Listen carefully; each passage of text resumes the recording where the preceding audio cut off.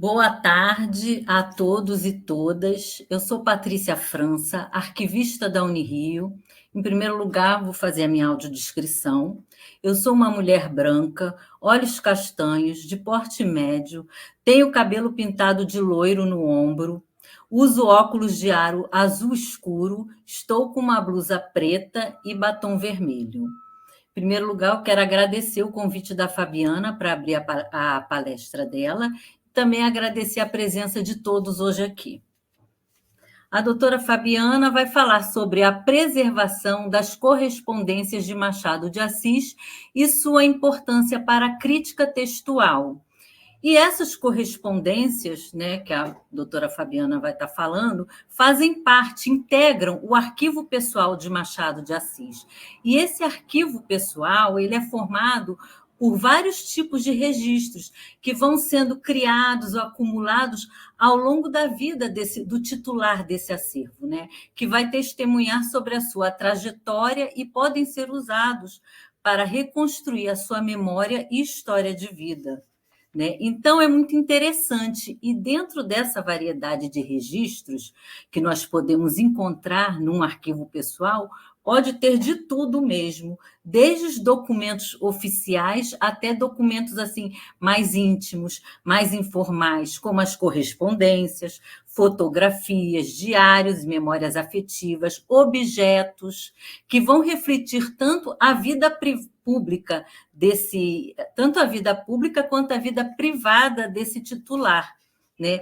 E é muito comum dentro de um arquivo pessoal, né, os documentos que são considerados mais importantes, ou seja, aqueles que traduzem conjunturas e fatos políticos, históricos e culturais mais relevantes, geralmente o titular, em muitos dos casos, é o protagonista desses eventos, né?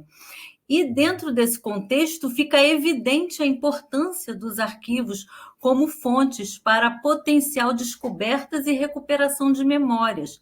E todos os registros documentais que constituem um arquivo pessoal podem trazer luz e diferentes possibilidades para a interpretação de fatos e ações de um tempo passado. Então, os arquivos pessoais, por dialogarem com várias áreas do saber, indicam uma enorme potencialidade para estudos e descobertas sobre temas bastante diversificados, decorrentes das atividades e funções que os titulares dos acervos desenvolveram ao longo de suas trajetórias pessoal, profissional e acadêmica. Né? Então, a produção dos arquivos pessoais ela é regida pelo seu produtor ou titular. E é ele quem vai promover as ações de criação, seleção, eliminação, organização, arquivamento, e todas essas ações vão transparecer nos escritos produzidos por esse titular, né? Deixando assim traços do seu perfil, a sua marca, né? Sendo possível perceber em seus documentos os mais diversos sentimentos, né? Então, eu não vou me estender mais, só quis mesmo dar assim uma breve, bem breve mesmo, visão do que é um arquivo pessoal e do que pode conter, né? Então, para iniciarmos o evento, contamos com a palestra da doutora Fabiana da Costa Ferraz Patuelli Lima, que é arquivista da Unirio desde 2009 e é a coordenadora do projeto Agenda Cultural do Acervo Institucional entre Práticas e Saberes nos Arquivos, que está promovendo este evento. Esse projeto vem sendo desenvolvido desde o ano de 2024, junto ao Arquivo Central da Unirio. Fabiana Patuelli Lima é doutora em letras pela UERJ, mestre e licenciada em letras pela UF, possui especialização em filosofia pela Unesa, também cursou bacharelado em arquivologia na Unirio. Além disso, a palestrante é mediadora à distância da disciplina de crítica textual do curso de letras em EAD do CEDERJ desde 2022. Então, ressaltamos que as informações e opiniões emitidas nesta apresentação são de exclusiva e inteira responsabilidade da autora, não exprimindo necessariamente o ponto de vista das instituições viabilizadoras do evento.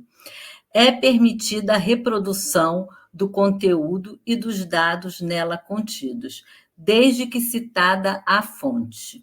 Né? E agora eu vou dar a palavra à palestrante doutora Fabiana Patuelli Lima, que vai falar sobre preservação das correspondências de Machado de Assis e sua importância para a crítica textual. Boa conferência para todas e todos. Muito obrigada, Patrícia, muito obrigada a todas e todas. Eu sou a Fabiana Patuelli Lima, também vou me audiodescrever, sou uma mulher branca, de cabelos de castanhos até os ombros, estou usando uma blusa preta, também uso óculos que aparecem na tela com uma tonalidade marrom, embora ele seja mais roxinho, e a parede ao fundo é uma parede com textura na cor amarelo. A palestra trata da preservação dos correspondentes de Machado de Assis e sua importância para a crítica textual. A doutora Patrícia Machado Goulart França também antecedeu um pouco, falando um pouco sobre as questões, né? Na verdade, ambientou um pouco a questão da preservação das correspondências como parte, né, item desse arquivo pessoal de Machado de Assis. E por quê? Né? Quais são os objetivos da apresentação? Né? Em refletir sobre a importância da preservação dos documentos, né? Entre eles as correspondências, tornar conhecido o período das correspondências trocadas com o autor Machado de Assis, para o quê? Para justamente fomentar a pesquisa nesse tipo de documento, exemplificar quais personalidades fazem parte do rol de correspondências de Machado de Assis, demonstrar as fontes bibliográficas e acervos que contenham as correspondências do autor para criar uma autonomia na pesquisa desse tipo de gênero. Estimular a pesquisa em correspondências trocadas com o autor, Machado de Assis, quanto à transmissão e a gênese dos textos literários do autor e seus correspondentes. Por que eu falo transmissão e gênese dos textos? Porque nas correspondências a gente tem como fonte como o autor fez a transmissão de suas obras, bem como informações sobre formas de rascunho dessa obra, né? Sobre títulos, sobre composição dessa obra também, além da recepção também textual dessa obra ao longo dessa troca de correspondências do autor e os demais intelectuais da época. Quem foi Machado? Vamos lá, quem foi Machado de Assis? Com certeza todos nós já conhecemos, mas vale a pena fazer essa introdução também, né? Machado de Assis foi um dos principais autores de língua portuguesa e brasileiro do século XIX e XX. O autor nasceu em 21 de junho de 1939 e faleceu em 29 de setembro de 1908. Machado de Assis publicou romances, contos, crônicas, poesias, teatro e traduções. Sua primeira publicação data de 18 de junho de 1854, com o poema Ela, que foi publicado no periódico Marmota Fluminense. E sua última publicação foi o romance Memorial de Ares, em julho de 1908, tá? Que, na verdade, foi redistribuído, né, a partir de julho de 1908.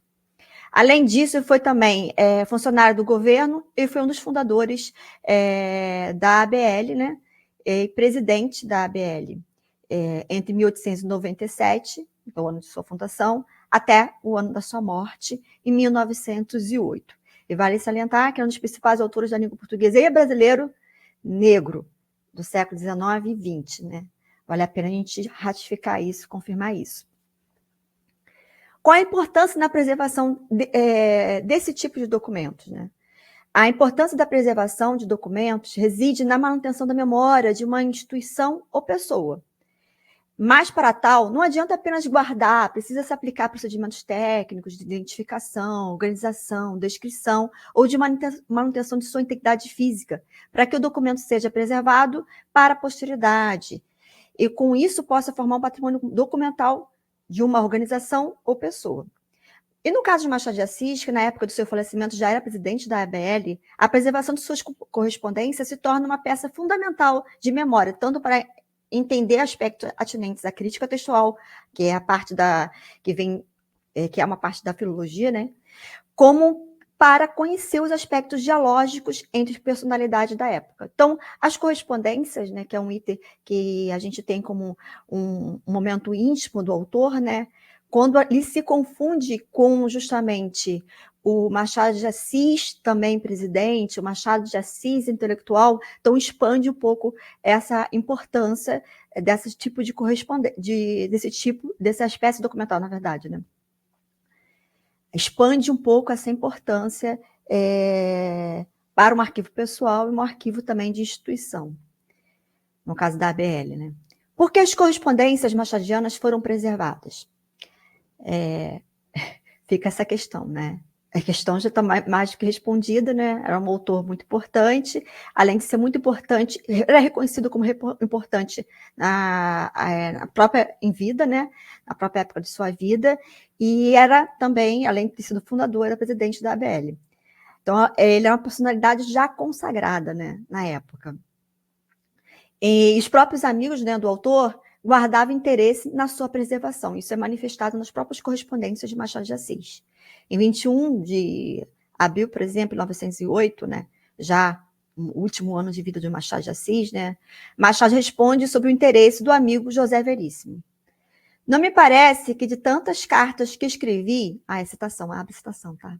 Não me parece que de tantas cartas que escrevi a amigos e a estranhos se possa apurar nada interessante, salvo as recordações pessoais que conservarem para alguns. Uma vez, porém, que a satisfazer o seu desejo, estou pronto a cumpri-lo, deixando-lhe a autorização de recolher e a liberdade de reduzir as letras que lhe pareçam merecer divulgação póstuma.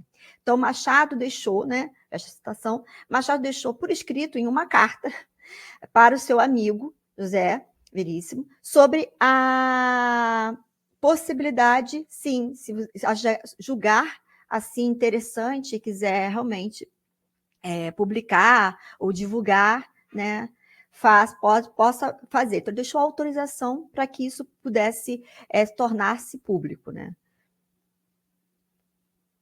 Aí, trajeto das correspondências. Então, a gente já sabe que o Machado de Assis já tinha acesso ao interesse dos seus amigos sobre a divulgação, a publicização, né, das correspondências, e deixou claro que poderia, assim, fazer. Trajeto das correspondências. Conforme Assis, né, Machado de Assis, né, isso aí Assis, nesse caso, essa publicação de 2019 é um compêndio de correspondências que foi publicada por alguns membros foi publicado pela própria ABL, que fez justamente a transcrição crítica das cartas, das correspondências de Machado de Assis. Então, a gente tem um compêndio de 5 volumes, em que reuniu todas as cartas que se tem, né, trocadas com o autor.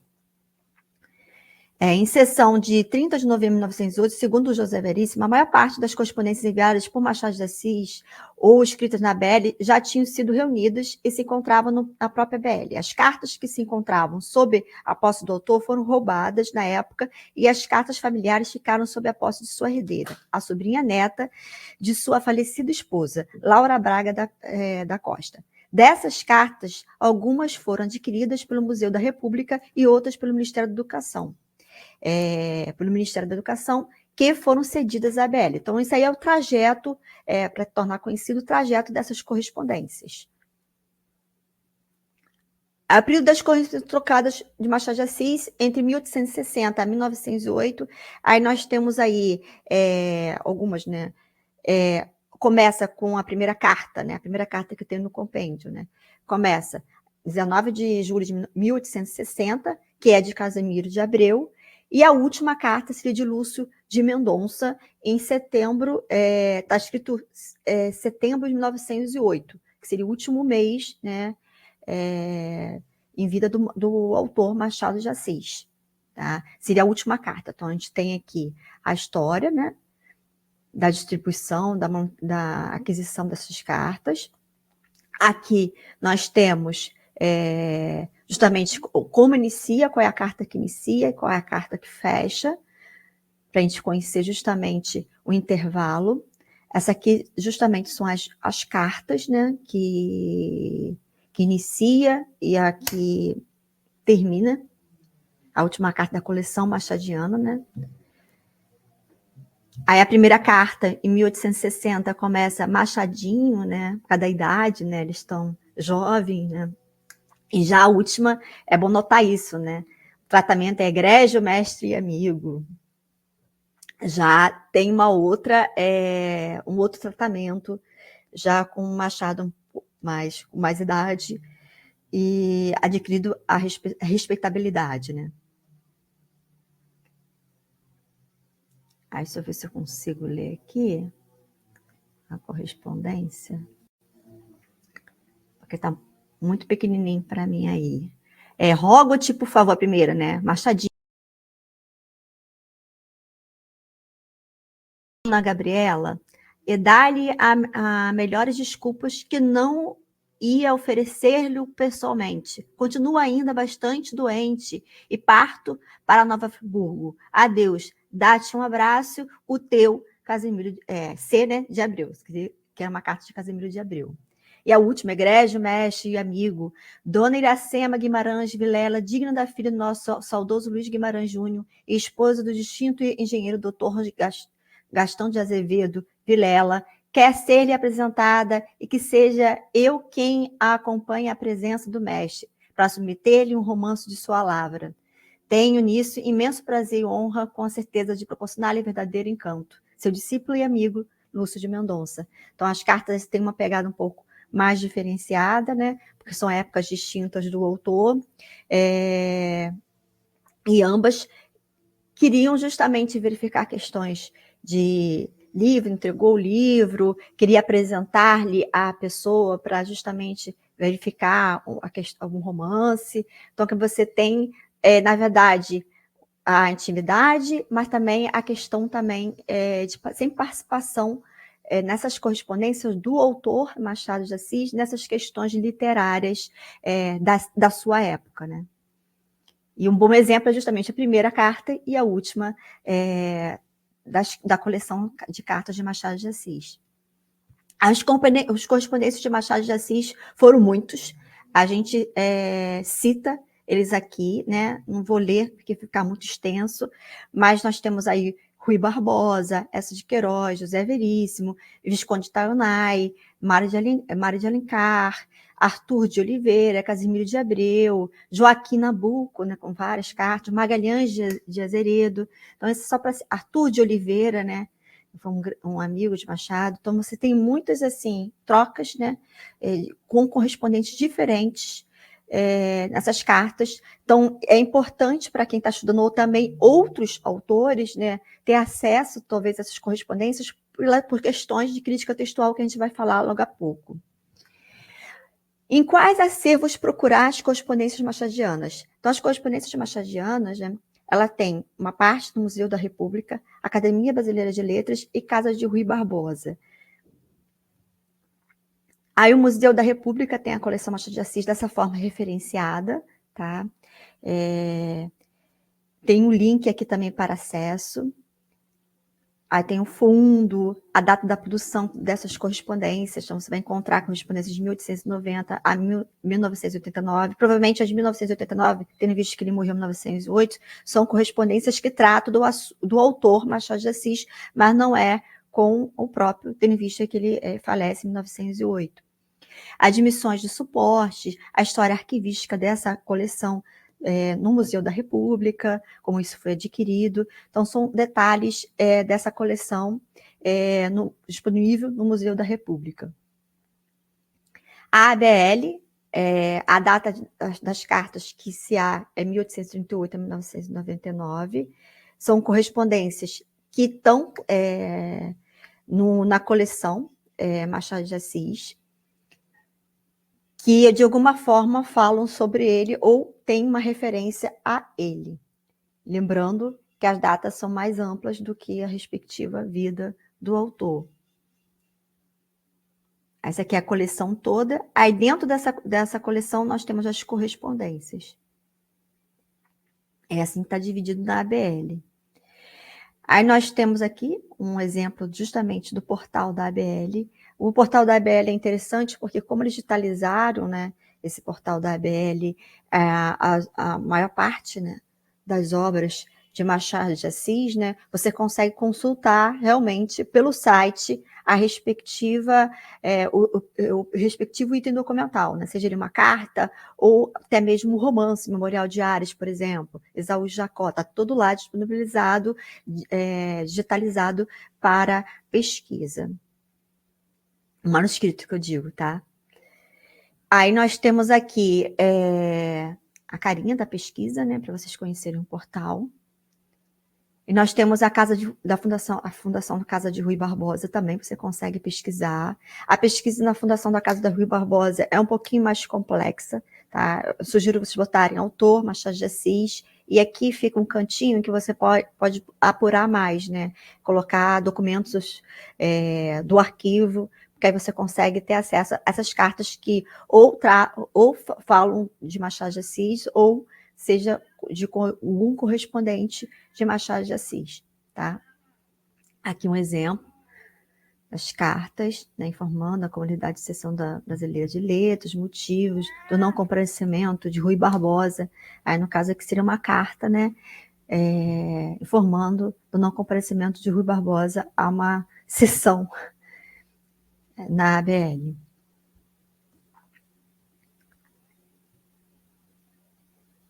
E onde essas correspondências foram publicadas, né?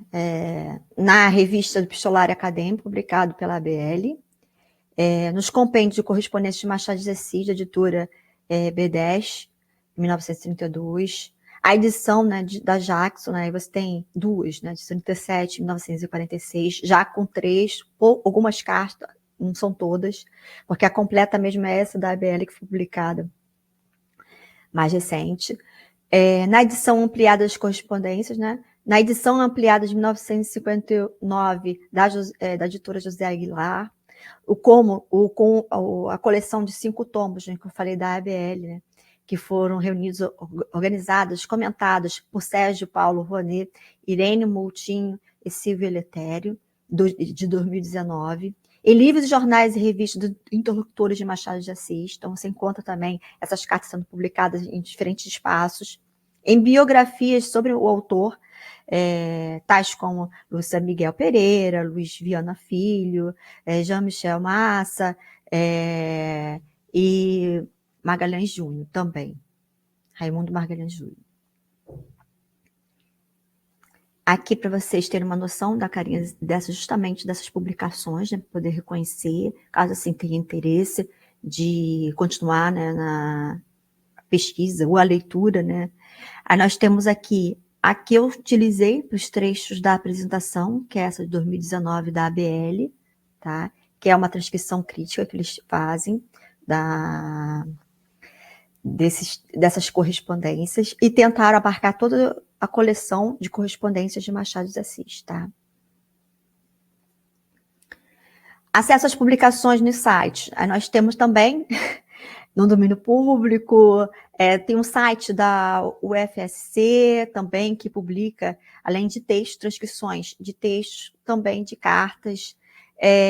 Nós temos o site da Biblioteca Brasiliana Guittaz José Midlin, que você tem acesso a esses não transcrição, no caso da Biblioteca Brasileira Guittaz José Midlin, eles fazem a digitalização dos livros. Então, você não vai ter acesso às cartas, vão ter acesso aos livros ou transcritos, no caso da Biblioteca Brasiliana Guittaz José Midlin, vocês vão ter acesso a alguma dessas edições de correspondências do autor, né, e podendo, assim, fazer a leitura.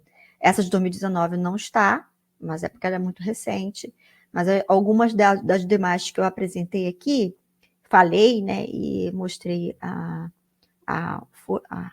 capa, né, ou folha de rosto, né, vocês conseguirão ter acesso na Biblioteca Brasileira Guittaz e José Midlin.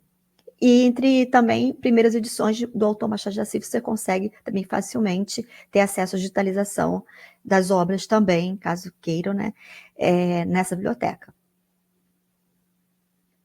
Aqui uma apresentação do site da UFSC, que também tem uma parte todinha dedicada a Machado de Assis. Aí você tem a carta, a status, a Secretaria da Agricultura também, registros dele. Aí Machado de Assis, Joaquim Nabuco, comentários e notas às correspondências entre os dois escritores. Aí tem até o link, né? Obras completas de Joaquim Nabuco, Cartas e Amigos. Você consegue, até o destino deixado aqui, as obras. Repositórios, né? Sobre literatura brasileira da UFSC, eu recomendo. Aí você tem aqui as correspondências, tomo 1, tomo 2, tomo 3, das obras, né? Mas que justamente seriam essas, mas não está toda ela aqui, porque são 5 volumes também. Aqui a crítica textual e as correspondências. Agora vamos começar a segunda parte, né? A primeira parte é justamente falar do autor, a sua importância, como essas correspondências foram parar nessas instituições, da sua permissão, né, em uma carta também a um amigo sobre a publicização das cartas, né, por ele, né, e como ele também fazia parte da BL pela própria BL, né, vamos dizer assim, vamos estender isso dessa forma. E onde encontrar essas correspondências para fazer a leitura, para fazer a pesquisa, né? Seja ela do próprio Machado de Assis ou de outros autores que conversaram com o Machado de Assis. Já que esse mundo intelectual, né, está desde a primeira carta até a última que ele recebeu, que está presente na sua coleção de correspondências. Então, a crítica textual e a filologia e as correspondências. A crítica textual é uma parte dos estudos sobre os textos, né, que advém da filologia, que remonta desde 3 a 1 antes de Cristo ou antes da Era Comum, né? É a forma de expressão melhor que a gente pode encontrar na atual conjuntura do atual momento, né? Que é antes da Era Comum.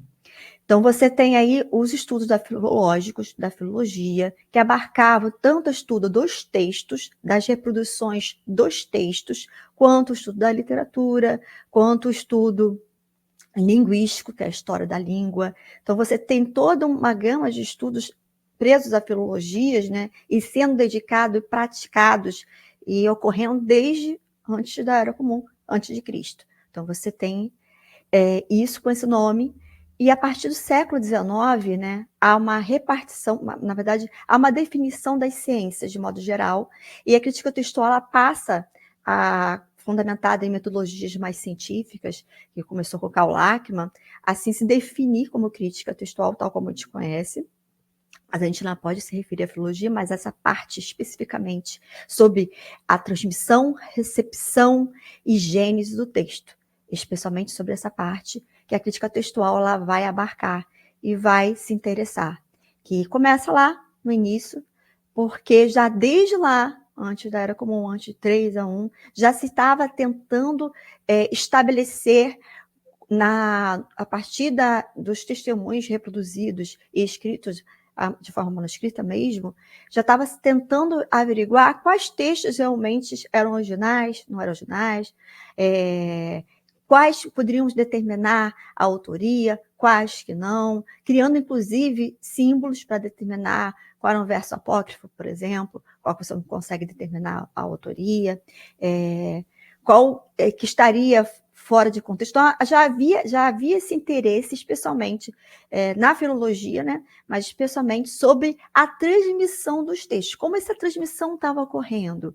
Tal como o telefone sem fio, a reprodução textual, a transcrição dos textos também podem trazer erros, seja pela reprodução manual ou gráfica, apenas por descuido, ou por censura também, e assim não representar a versão mais autorizada ou aquela imaginada por seu autor. Então, a crítica textual é justamente essa parte dos estudos ligados à filologia, que vai se assentar a partir do século XIX, tal como com esse nome, crítica textual moderna, interessada justamente na transmissão desse texto, na transcrição crítica desse texto e na reprodução desse texto, a versão mais autorizada pelo autor. E no caso dos textos mais antigos, né, sobre o qual você não consegue determinar qual seria o texto mais autorizado, porque você nem, às vezes, sabe qual é o autor efetivamente, você tem o que a metodologia de Karl Lachmanniana, da crítica textual moderna, tentando apurar o arquétipo, assim, que a gente chama de arquétipo, e assim determinar esse texto crítico, que formaria do arquétipo, para justamente termos uma versão ao qual a gente pode realizar a leitura cada vez mais segura dentre tantos testemunhos sobre a mesma obra, tá? As correspondências, então, nesse contexto, talvez mais atual, né, a gente nos ajude, né, a apurar qual o texto, né, qual a reprodução, qual a edição de um mesmo texto seria a melhor edição, tendo em vista que, às vezes, o autor publica várias vezes em vida. Quando a gente conhece o autor, tem o período do autor, sabe que uma obra, justamente, Memorial de Ares, por exemplo, o Machado morreu em 1908, como eu sei que foi em julho, porque se for apurar a leitura das correspondências em julho, você vê uma sequência de correspondências dele trocando com amigos, falando: a obra está chegando, está vindo, porque ela foi publicada na Europa, ela veio para o Brasil, para ser distribuída no Brasil. Então, quer dizer, você tem todo esse aparato, né, esse amparo, na verdade, né, nas correspondências, na leitura das correspondências, de quando efetivamente a obra ela passou a ser distribuída, a ser vendida, e assim o leitor passou a ter contato com essa obra. As correspondências como testemunhos, como eu estava falando para vocês, sobre transmissão, recepção e gênero dos textos. Então, a transmissão desse texto, eu dei um exemplo agora de Memorial de Ares, quando ele foi transmitido para o seu público leitor. A recepção você também consegue apurar nas correspondências, porque, às vezes, há o feedback dessa leitura que foi feita pelos os pares da época.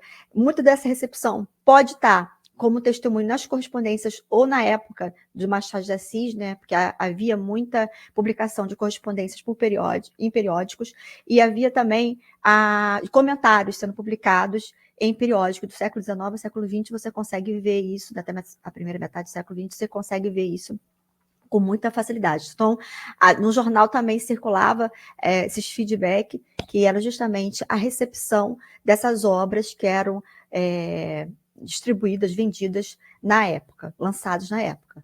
E a gênese dos textos. A gênese seria justamente verificar como está sendo produzida passo a passo a processo de criação daquela obra. Então, você vê o processo de criação daquela obra, às vezes tem uma correspondência que vislumbra isso. E no caso até de Memorial de Ares, a gente também consegue saber que possivelmente ele está escrevendo. O manuscrito, com certeza, ele escreveu em 1907, por exemplo, mas é possível que, desde o falecimento da esposa de Machado, ele já estava com o projeto Memórias de Ares na cabeça, através da leitura das correspondências. Então, você consegue justamente remontar esse caminho de uma obra, por exemplo, da sua transmissão, recepção e gênese por meio das correspondências. Exemplos de estudos sobre a transmissão de textos, que eu vou dar para vocês nas correspondências de Machado de Assis, tá? Eu utilizo algumas correspondências. As correspondências de Machado de Assis é muito rica e apresenta muitos exemplos de submissão e diálogo sobre a sua produção literária com seus interlocutores e vice-versa. Portanto, para quem estuda Machado de Assis, a leitura das suas correspondências se fazem obrigatórias, tá? E quem não estuda Machado de Assis, mas estuda algum autor que correspondeu com Machado de Assis, é muito interessante fazer a leitura dessas correspondências. Aí, nessa correspondência aqui, seria meu amigo, aí seria justamente direcionada a Quitino Bocaiúva. Vou publicar as minhas 2 comédias de estreia. Eu não quero fazê-lo sem um conselho de tua competência. Já uma crítica benévola e carinhosa, em que tomaste parte, consagrou a estas 2 composições palavras de louvor e animação.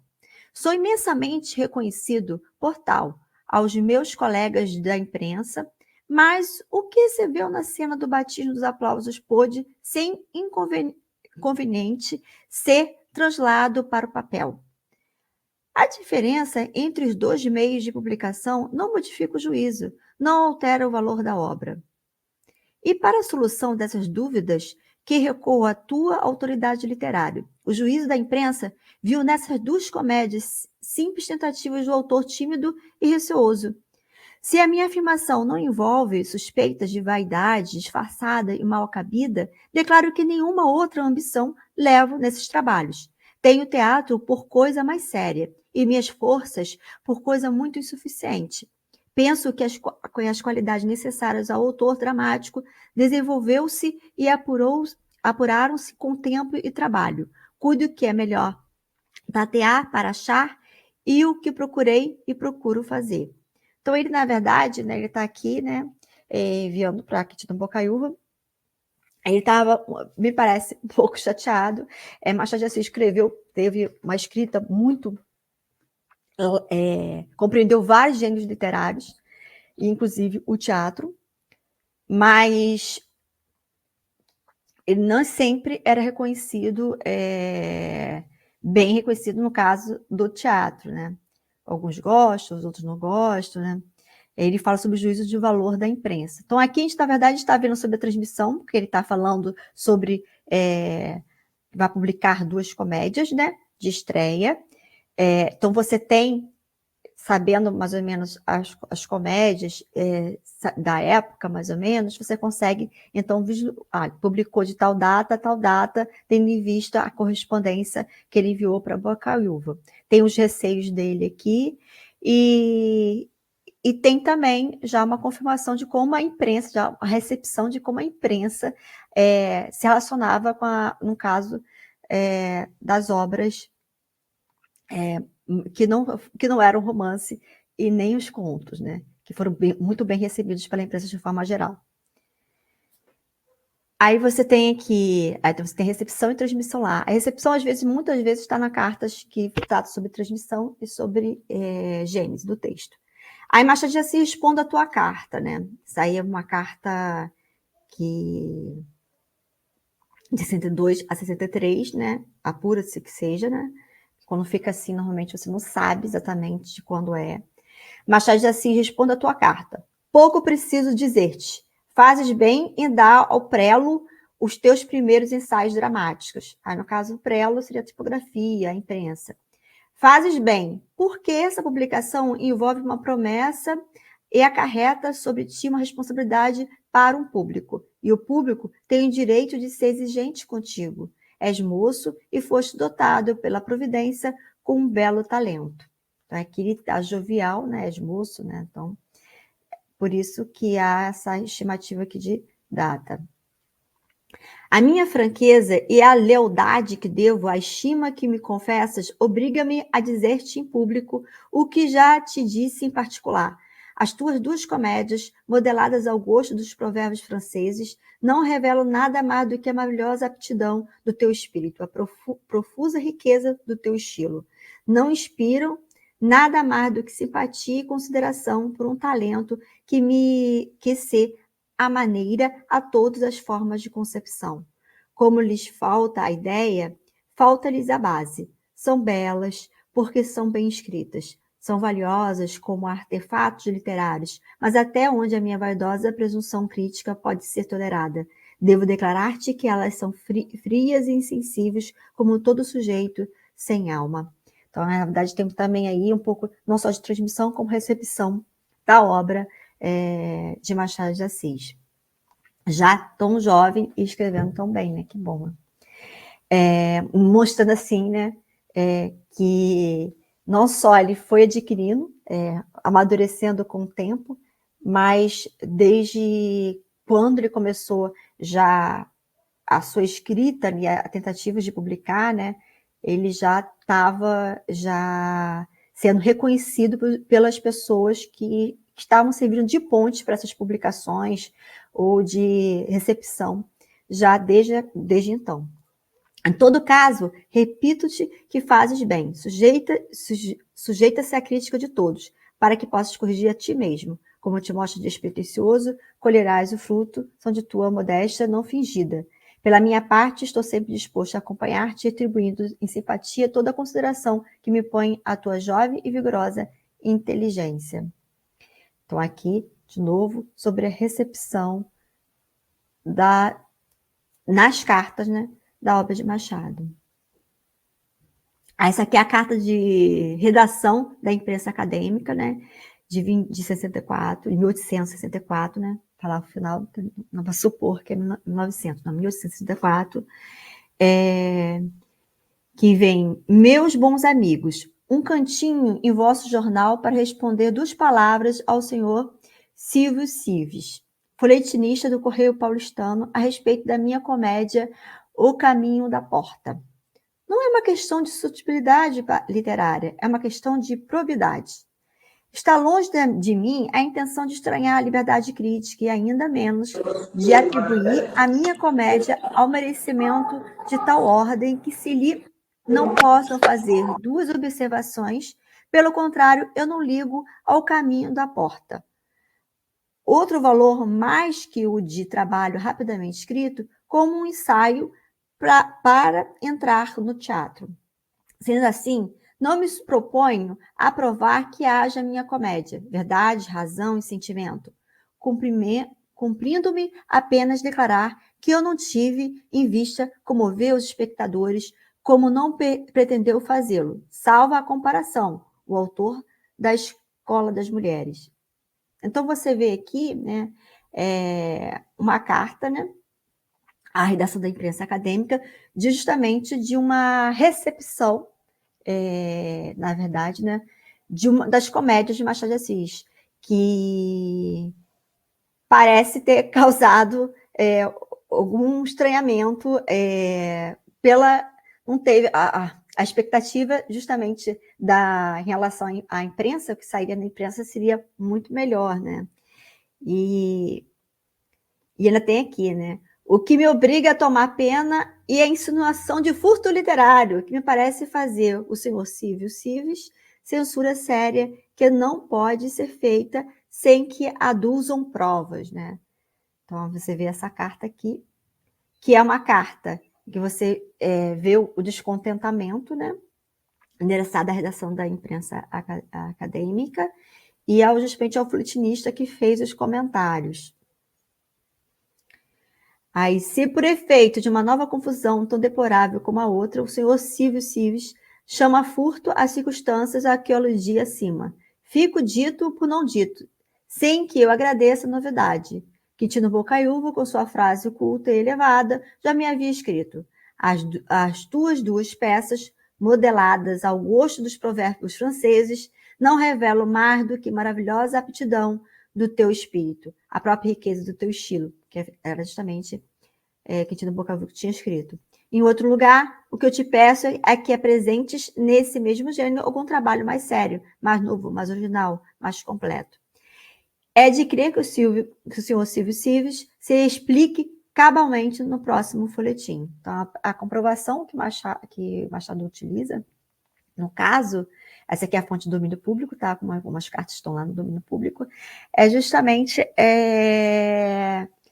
a própria recepção que já tinha tido da obra por Quintino Bocaiúva. Então, ele utiliza, tá vendo? Como assim eu estaria plagiando? Como assim eu estaria, de outra forma, não atendendo às expectativas da população geral na hora de apresentar as comédias? Aí nós temos aqui a imprensa acadêmica, Machado de Assis e O Caminho da Porta, que é justamente onde tem uma crítica também. Deixa eu ver se eu consigo aumentar aqui, porque ler assim está complicado. Ali uma parte. Acho que eu vou ter que ler fora mesmo da apresentação. Não vou ler tudo, tá, gente? Só para sentir aqui. Isso aqui é a imprensa acadêmica. Essa aqui já é uma outra publicação. Não é dos Civis, tá? Que ele fala. Eles usavam codinomes, tá, pessoal? Machado de Assis e o Caminho da Porta. Deixa eu ver se eu... Aonde param os tempos dos mimosas e comédias de um ato só. Encantadora aliança do espírito e do bom gosto? Uma pergunta. É esta, senão a frase, a exclamação do gracioso folhetim francês Monnelet, já não consigo entender, porque está muito pequenininho. Aonde param elas? Então, já é uma outra crítica aqui dos textos machadianos, com outro autor. Deixa eu ver se eu consigo aqui, aumentar aqui, diminuir aqui, aumentar aqui, que é justamente... Não vai não, tá arriscando, não vai não. Então, vou diminuir aqui, para ver se eu consigo ler Januai. Só para saber quem foi que escreveu.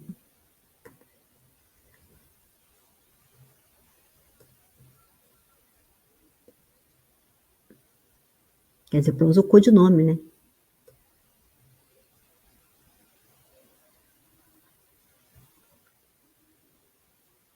Jani, na verdade, Janni, seria o codinome utilizado. Aí teria mais, justamente, textos, justamente na imprensa acadêmica, aí seria a continuação. Isso tudo está disponível, tá, gente, na Fundação da Biblioteca Nacional. As correspondências têm uma biblioteca enorme lá, que pode ser consultada. Então, esse seria justamente um exemplo que se reverberou, né? Que, na verdade, foi tomada, a correspondência foi tomada pela, justamente, as publicações que saíram na imprensa acadêmica, tiveram suas publicações, e que reverberou em uma outra correspondência de Machado de Assis, e que citou uma outra correspondência de Quintino Bocaiúva, por exemplo, que já tinha enviado para ele, em outro momento. Então, exemplos de estudo sobre a gênese dos textos, deixa eu ver se eu passei. Não, tá isso mesmo. Exemplo de estudo sobre a gênese dos textos, a gente vai falar agora, teve um exemplo da transmissão e recepção desses textos ao mesmo tempo. A gênese do texto, então a gente tem aqui o estudo da crítica textual, que vai trabalhar justamente a transmissão dos textos ao longo do tempo. Então, importa nessa transmissão como ele está sendo transmitido, né? Como a obra está sendo transmitida para a crítica textual, por quem está sendo publicado, em que época está sendo transmitida, e a recepção dessa obra pelo público leitor da época, né, também fazem parte desse estudo da crítica textual. E a gênese do texto? A gênese do texto é justamente sobre esse processo de criação da obra. Então, muitas delas, às vezes, se encontra pistas dentro dessas correspondências também. Então, aqui um exemplo que eu trago de 5 de fevereiro de 1906, né, em uma carta a Oliveira Lima, Machado de Assis, né, que escreve. Falou da publicação Relíquias de Casa Velha, que é um conjunto de contos de Machado de Assis, e de outro projeto sobre o qual não entrou em detalhes. Aí tem a citação, né? Eu nada tenho, reuni alguns retalhos inéditos impressos, que o Garnier faz sair em volume. A Garnier é o editor, né? E é tudo. Tinha um livro em projeto início, mas não vou adiante. Sinto-me cansado, estou enfermo e falta-me o gosto. Então, Machado de Assis já apresenta-se a falta de gosto, justamente pela a morte da esposa, né? Já tinha ocorrido, e ele está cansado, está mais doente, então ele tinha alguns males que lhe ocorriam. Então, ele, além de falar sobre Relíquias de Casa Velha, que não está nesse trecho, ele fala do Relíquias de Casa Velha, ele também fala que tem um livro em projeto. Em resposta, Oliveira Lima, né, em 13 de abril de 1906, fala, né, espero que o seu livro em projeto e início vá adiante. Diz-me que o gosto lhe falta, compreendo, mas o trabalho literário, que foi a paixão de sua vida, o fará menos solitária e mais vívida. Desejaria vê-lo terminar esse novo livro. Diz-me ainda que eu não esqueça. Então, ele dá justamente motiva Machado de Assis a continuar esse novo projeto, né, nessa carta. Aí, em 11 de janeiro de 1907, José Veríssimo opinou sobre querer ver publicadas as memórias de Machado de Assis, né, na ocasião que o Joaquim Nabuco tinha publicado um livro sobre memórias, né, que é o Pensée de Técher e Souvenir. Aí ele fala o seguinte para Machado: como vai você? Sabe, sonhei que você fazia um livro que eu dizia dele no jornal, né? Porque eles publicavam muito no jornal, como comentaristas, usando o próprio nome ou pseudônimos. Quem me dera ver o meu sonho realizado. E as memórias? Esse é o livro que eu lhe quisera ver fazer e que, ou então, eu sou um tapado em psicologia literária. Auguro você faria excelentemente, de um modo original e raro. Então, ele, nessa carta, é uma carta mais longa, ele também comenta sobre a obra de Joaquim Nabuco e fala, né, eu queria ver, na verdade, as suas memórias também escritas. Aí, em 7 de julho de 1907, Machado disse: sabe como eu sempre apreciei essa espécie de escritos, e o que eu pensei desse livro antes de sair do préu. Aí Machado, dia 7 de 1907, né, escreveu Joaquim Nabuco. Esses são os trechos que têm a ver com justamente o romance Memórias Diárias, tá? Não sei se terei tempo de dar forma e termo ao livro que medito e esboço. Se puder, será certamente o último. As forças compreenderão o conselho e acabarão de morrer caladas. Então você vê aí já sobre esse projeto que a gente alude ser já o Memorial de Ares, porque ele escreve, né, o manuscrito que se tem acesso, que está disponível na ABL, digitalizado, né, que tenha sido escrito em 1907. E que seja fruto de um projeto anterior. Machado escrevendo o seguinte para Mário de Alencar, em 22 de dezembro de 1907. Confiando-lhe a leitura do meu próximo livro, antes de ninguém, então as provas passam a Mário de Alencar, correspondi ao sentimento de simpatia que sempre me manifestou, e em mim sempre existiu, sem quebra nem interrupção de um dia. Não há que agradecer esse ato. Queria a impressão direta e primeira do seu espírito culto, embora certo de que aquele mesmo sentimento o predisponha à boa vontade. A carta que me mandou, que foi a carta de 16 de dezembro de 1907, né, anterior, respira todo o entusiasmo que estou longe de merecer, mas é sincera e mostra que me leu com alma. Foi também por isso que achou o modelo íntimo de uma das pessoas do livro, que eu busquei fazer completa, sem designação particular, nem outra evidência, que é a da verdade humana. Então, o que acontece? Não foi em 22 de julho que ele tinha... ele já estava agradecendo pela leitura que Mário já tinha feito. Já na carta, ele já tinha achado um dos modelos, né, que seria justamente a esposa de Machado de Assis, ali descrita na obra Memória de Ares. Memória de Ares, gente, é um romance de Machado de Assis, o último romance que a gente já tinha falado no início da apresentação do autor. Não são as Memórias de Machado de Assis, tá? Mas os próprios pares da época acharam no romance alguns personagens muito parecidos com os da vida de Machado de Assis, e o próprio Machado diluído no romance entre os personagens, tá? Ele não é um personagem específico, mas está ali diluído. Pelo menos você vê a identificação disso nas próprias correspondências para o autor e a recepção dessa leitura desse romance na época. Aí, na continuação da carta de 22 de dezembro de 1907, Machado diz: repito o que lhe disse verbalmente, meu querido Mário, Creio que esse será o meu último livro. Faltam-me forças e olhos outros. Além disso, o tempo é escasso e o trabalho é lento. Vou devolver as provas ao editor e guardar a publicação do meu memorial de Ares. E aguardar, né, a publicação que ocorreu em julho de 1908. Isso aqui já é também um demonstrativo, já é um cartão postal enviado de Roma por Magalhães de Azeredo, em 17/6/1908, justamente perguntando sobre o livro que Machado já tinha falado, né?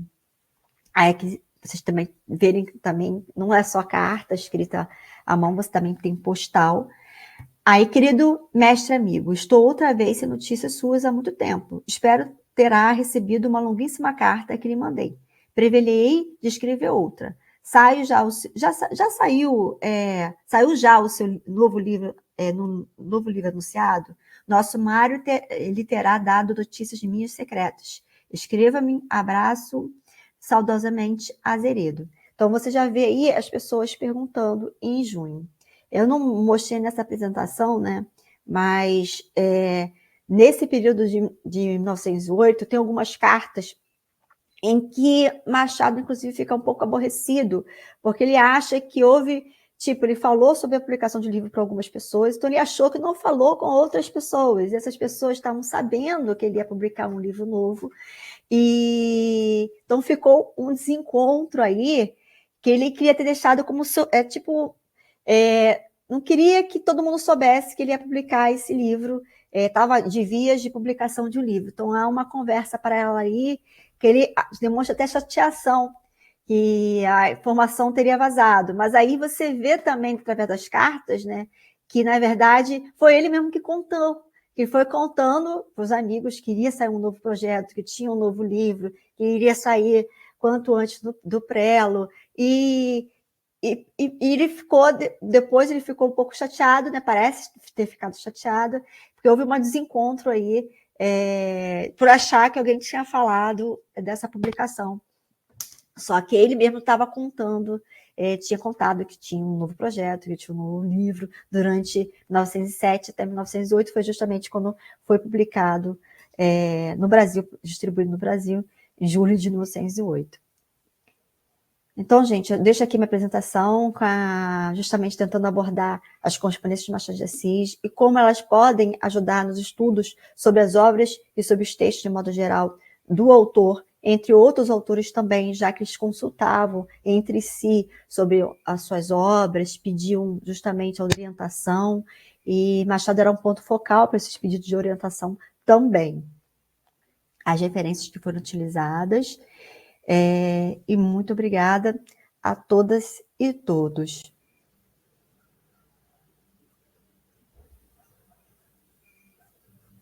Tem últimas palavras?